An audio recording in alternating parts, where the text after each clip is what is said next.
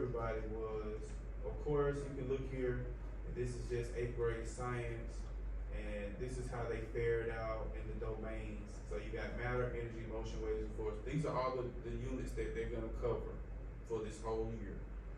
All right, and what you'll kind of look at and you'll see is how it was showing that the number of students that took the assessment, the percentage of students, and their level of achievement.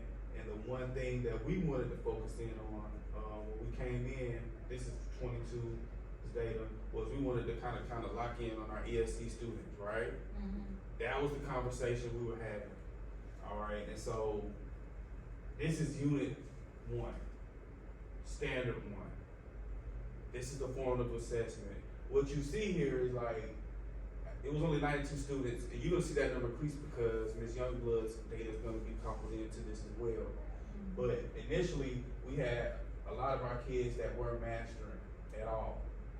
All right, and this is when school first started, so it kind of makes sense, right? You come to school, get your first little formula, you're not engaged.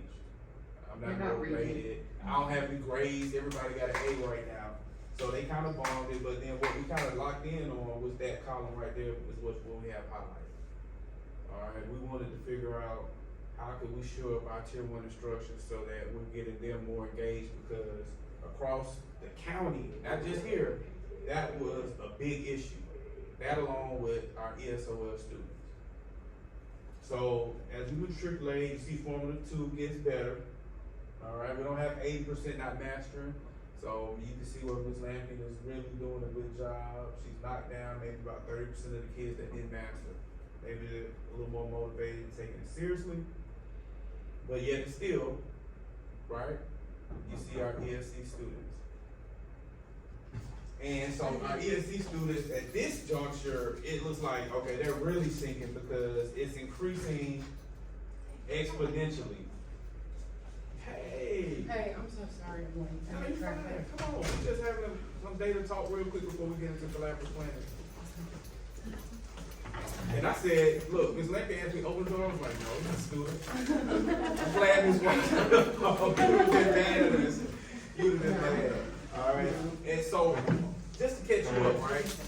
So the last conversation we were talking about our ESC kids and what we can do to support them to get them on track.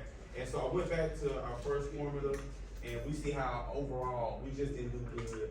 Our ESC, I highlighted them. You can see where they're not doing well.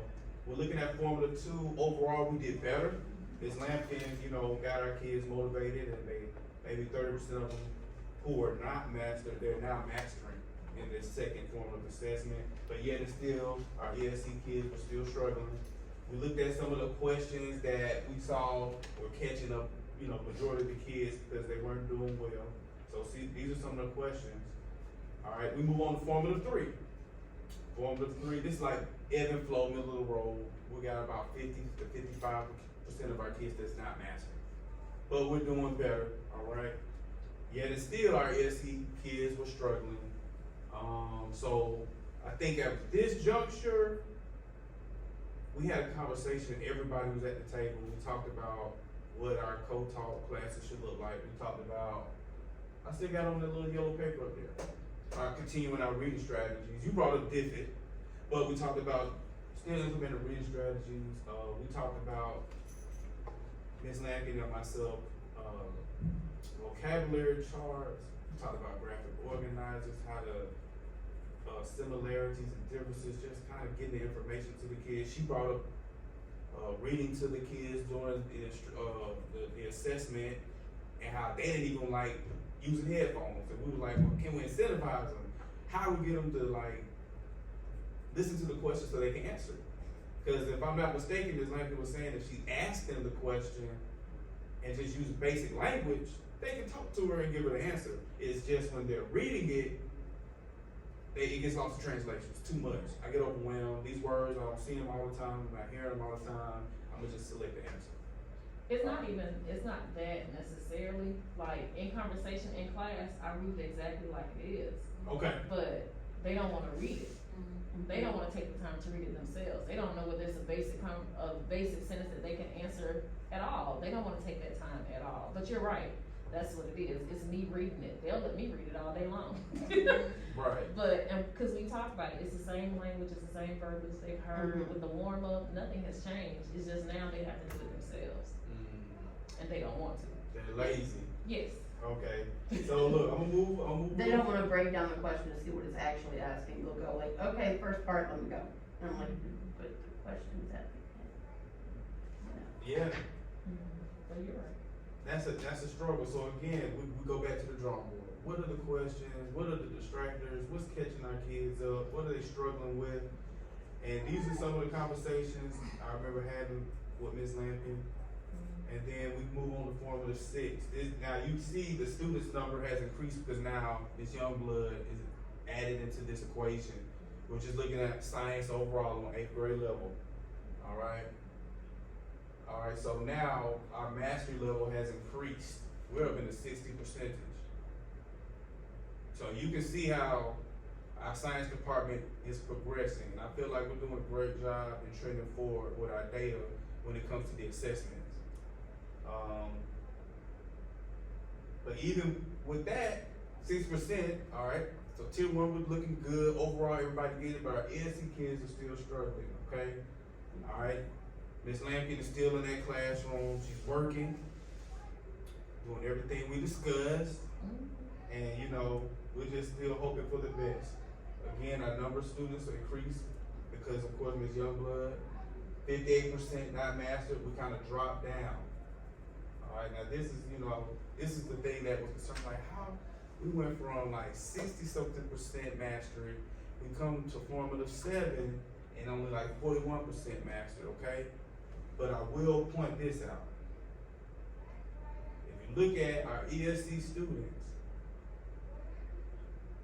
we have exponentially grown. We're no longer in the red, and we've decreased that each year. So I wanted to shout Ms. Lampkin out in front of everybody because she kind of is the one that has the bulk of our ESC kids. I think Ms. Youngblood has 2. Yeah. You have 2 total, but she carries the load for our ESC kids on the 8th grade hallway. And just to see where she started to where we are now, at the end of Unit 1, I just wanted to make sure I put this together and give her a shout out. Thank you so much, because she actually was working the strategies. Like she said, she realized what was going wrong, and it wasn't something that we let linger and ignored all the way until it's time for GMAS. All right, and so I wanted to bring Ms. White in. I wanted to bring everybody together so that we can see where we are. And of course, this has been a consistent, when we pulled the Lexile scores, we realized the reading was an issue. And here were some of the strategies that we discussed along the way. I just documented them. This PowerPoint been going on since week 1. It's been the same PowerPoint, I just add the new data in, but these are some of the things that we talked about, and I just wanted to appreciate her for following through with our plan. And that's pretty much all that I wanted to do, Ms. Lampkin. I said, don't be embarrassed. So is there anything you want to share? Because I want to say this. When I was talking to 7th grade yesterday, they're having some of the same issues, and I haven't really gotten into deep detail with them about some of the things that we can do to get them better, because I was more focused on 8. But is there anything you want to share as far as stuff that you were doing in the classroom, outside of what we discussed, or even what we discussed, that helped improve those scores? Because they're going to ask you questions. They'll say, I need to talk to this now. No, but see, theirs is a little different because that is more vocabulary heavy.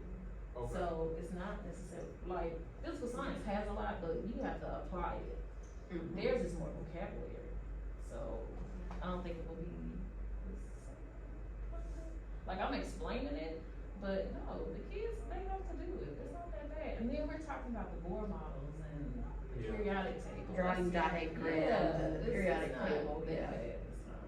And physical and chemical changes, that's stuff they can actually see. I can pick up a piece of paper and ball it up. That's stuff they can see. Life science is a little bit different. That's concepts that they gotta learn, and it's plants. So what you're saying is that you can share work? Just say, I don't have nothing to share with her. Okay, no It's not problem. like that, cause I'm sure she's, you know what I'm saying? It's the kids, it's vocabulary, it's heavy vocabulary in life A lot of science. times in the life science, it helps to focus on like the root words, like bio means life, Okay, yeah. A means not or not, like those Right. Latin root words, because after that, they can break down pretty much anything. Okay. Well, that's the time I just wanted to bring you in, Ms. White, and we can continue to work together. Cause, 7th grade, like I said, we're gonna have to get in there and kind of do the same work. Kind of define the roles on what they're doing with the co-teacher and put in some strategies for our ESC students so that they're better can show the same growth that 8th grade is doing. Alright. I won't take up too much more of your time. If you wanna stay, you can. Nah, you know. Business is good. 400,000 other things. Look, I gotta go meet Mr. Riley today, so let me go finish some of my work.